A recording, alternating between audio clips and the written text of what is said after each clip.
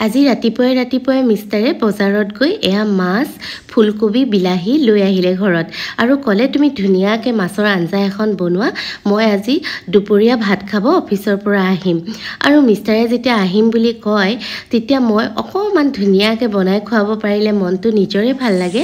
আহক তেন্তে আজি দুপৰীয়া ভাত খাজত ফুলকবি বিলাহী আলুৰ সৈতে ৰৌ মাছৰ আঞ্জা বনাও আৰু কেনেকৈ কি কৰিলো কি বনালো সকলোখিনি আপোনালোকক দেখাই যাম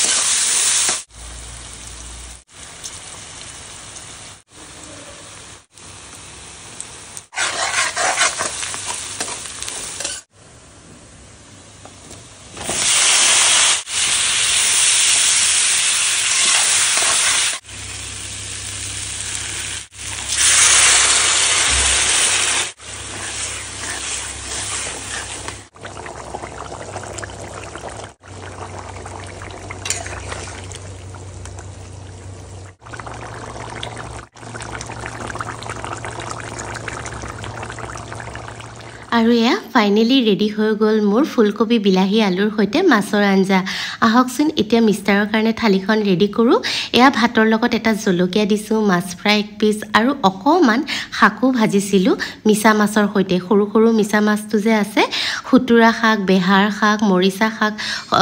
বহুত ধৰণৰ শাক মিক্স আছে ইয়াতে আৰু এয়া দেখিছেনে মাছৰ আঞ্জাখিনিও দি দিছোঁ পিছে আপোনালোকে আজি মোৰ ভিডিঅ'টো চাই কেনে পালে কমেণ্ট কৰি জনাব ভাল লাগিলে পেজটো ফ'ল' কৰি দিব আৰু ভিডিঅ'টো শ্বেয়াৰ কৰি দিব আজিলৈ ইয়াতে ৰাখিছোঁ বাই বাই